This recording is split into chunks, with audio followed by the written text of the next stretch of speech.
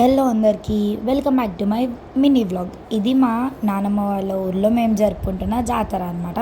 So మా జాతర celebrations హడావిడి మొత్తం అప్పుడే స్టార్ట్ అయింది.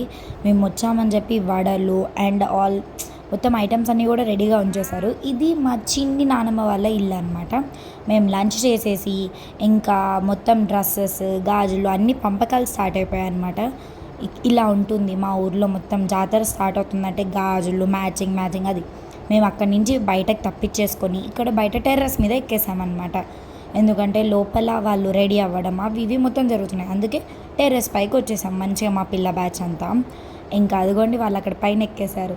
సో మా చిన్ని నానమ్మ వాళ్ళ ఇల్లు అనమాట. ఇది చాలా బాగుంటుంది.